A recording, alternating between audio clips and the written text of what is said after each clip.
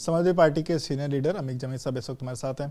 अमिक जी, जिस तरीके से 2027 का चुनाव नज़दीक आ रहा है, आप लोग पीडीए का दायरा बढ़ाने की भी बात करते हुए दिखाई दे रहे हैं। कल जब सांसदों की बैठक हुई उस दौरान भी शायद इस पर चर्चा हुई, क्योंकि जब आपके सांसद जब वहाँ से बाहर निकले तो उन्होंने कहा कि पीडीए का दायरा बढ़ाने में जो लोग भी साथ आना चाहे आएँ।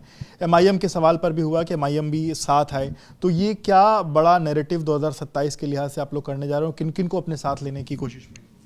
देखिए, सबसे पहली बात है कि उत्तर प्रदेश में समाजवादी पार्टी 2024 में सबसे बड़ी शक्ति बन के उभरी और जो पीडीए समाज है, विशेषकर कुर्मी समाज का जो पूरी ताकत शक्ति समाजवादी पार्टी को, आदरणीय अखिलेश जी को मिली, तो एक बड़ी ताकत आज भारत में तीसरे नंबर की पार्टी समाजवादी पार्टी बन पाई भारत की संसद में। ये उत्तर प्रदेश की पीडीए की शक्ति है।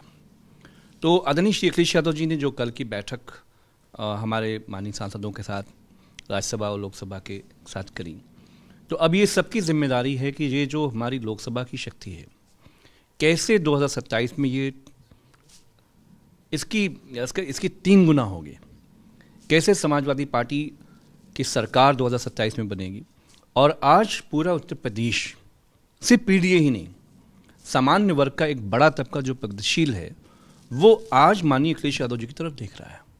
पर फिर सवाल ये है, जिस तरीके से एमआईएम के स्वागत की बात कही, तो एमआईएम के लोगों का ये कहना है कि मीडिया पर तो इस तरीके का स्वागत होते हैं, पर घर जाओ तो फिर दूसरे तरीके का बर्ताव होता है। और वो कह रहे हैं कि अखिलेश यादव की तरफ से एक जो बुलावा है वो आए, जिससे कि अगर साथ में जुड़ना है तो लोग जुड़ सकें। देखिए, ये गठबंधन के फैसले सिर्फ आदरणीय अखिलेश जी तो नहीं करेंगे।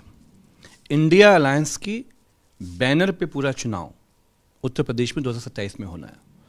उसमें जो सभी पार्टियां हैं, हम ये चाहते हैं कि बीजेपी आरएसएस को हराने में जो लोग भी ईमानदारी से इसके सामने खड़े हुए हैं, बीजेपी आरएसएस के, माननीय अखिलेश यादव जी आप जानते ही हैं कि 17 आप देखिए उनका, 22 देखिए आप, 24 देखिए, 19 देखिए, इवन हमेशा वो सभी वर्ग के लोगों को, और पार्टियां चाहे छोटी हों कोई क्षेत्रीय हों, इज्जत सम्मान देकर उन्होंने हमेशा सबको साथ लिया। तो ये इंडिया अलायंस के ऊपर फैसला है कि कौन सी पार्टी आगे जुड़ेगी नहीं जुड़ेगी, ये भविष्य के गर्भ में है। लेकिन अभी पूरे उत्तर प्रदेश का जो मुसलमान है, माइनॉरिटीज़ हैं, दलित हैं, अन्य पिछड़ा वर्ग के लोग हैं, और दलित समाज में एक बड़ा युवाओं की ताकत, वो आदरणीय अखिलेश यादव जी में उत्तर प्रदेश का भविष्य देख रहा है।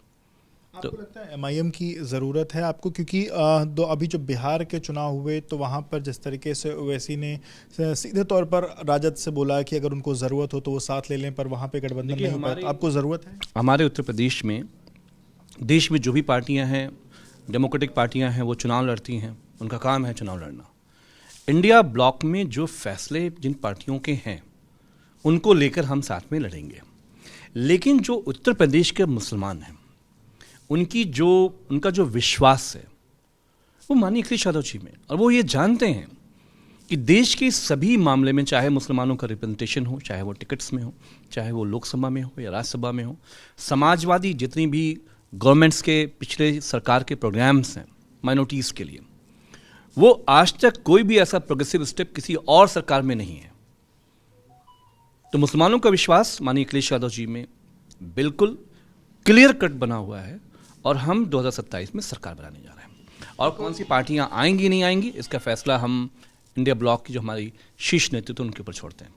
एक और चीज़ कल देखने को मिली, संभल का जो पूरी की पूरी हमने 2024 की जो घटना देखी थी, उसके बाद वहाँ के सीजीएम जो इसमें जिन्होंने जांच करी, और उसके बाद उन्होंने पुलिस पर एफआईआर करने की बात कही थी, कल उनका ट्रांसफ़र हो गया और उनको सुल्तानपुर भेज दिया गया। आप कैसे देखते हैं इस पूरी प्रक्रिया? देखिए, सीधी सी बात है कि आदरणीय श्री अखिलेश यादव जी ने संभल प्रकरण के दौरान ही कहा था कि पुलिस का इस्तेमाल जिस तरह से हो रहा है सत्ता के द्वारा, जब पुलिस फंसती है तो कोई भी बचाने वाला नहीं होता है। तो ये जो बड़बोले अनुज चौधरी थे, कोई आईपीएस ऑफिसर आज इनके पीछे नहीं खड़ा हुआ है। कप्तान कह तो रहा है चैलेंज करेगा, लेकिन जिस दिन चैलेंज करें आप समाजवादी पार्टी को बताइएगा। और जस्टिस सुधीर, उन्होंने जो न्याय उचित फैसले दिए, आपने, इसका मतलब सीधे ये है कि जुडिशरी में सरकार का हस्तक्षेप बहुत बढ़ा हुआ है। अभी एक फैसला आने के बाद ही आपने इमीडिएट उनको वहां से सैक किया, आपने उनको ट्रांसफर किया। क्यों? क्योंकि आपको लगता है कि जुडिशरी भी बीजेपी आरएसएस के आदरणीय मुख्यमंत्री योगी आदित्यनाथ जी के कदमों में होना चाहिए। समय पर आप सवाल उठा रहे हैं कि मतलब अचानक से फैसला देने के बाद, उस रिपोर्ट के बाद ये उनका ट्रांसफर, जहां पे भी कोई भी, चाहे डीएम हो या आईपीएस ऑफिसर्स हो, कप्तान हो, जहां पे भी वो कानून के मुताबिक काम करना चाहते हैं, सरकार उन्हें हटाती है। ये पूरे उत्तर प्रदेश में साफ है। क्या डीजीपी साहब को काम करने दिया जा रहा है? उत्तर प्रदेश के डीजीपी साहब को जब नहीं मालूम है क्या चल रहा है, मुख्यमंत्री दफ्तर से एडीजी लॉ एंड ऑर्डर पूरा डीजीपी मुख्यालय चला रहे हैं, तो सीधे सीधे ये जुडिशरी में हस्तक्षेप, जुडिशरी में जिस तरह से जस्टिस सुधीर के साथ हुआ है, हमें तो उनकी सुरक्षा की भी चिंता होती है। प्रयागराज का एक मसला बड़ा चर्चित इस वक्त चल रहा है। माघ मेले में शंकराचार्य का जिस तरीके से उनका अपमान हो रहा है, आप उसको कैसे देखते हैं? अखिलेश जी ने भी उनसे फ़ोन पर वार्ता करी थी इस पूरे प्रकरण में, क्योंकि 3 दिनों से जो उनका धरना है वो जारी।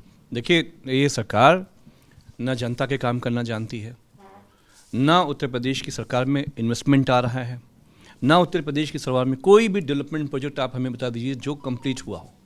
एक धर्म का काम, संतों की सरकार, कंसों जैसा व्यवहार, ये उत्तर प्रदेश में देखने को मिल रहा है।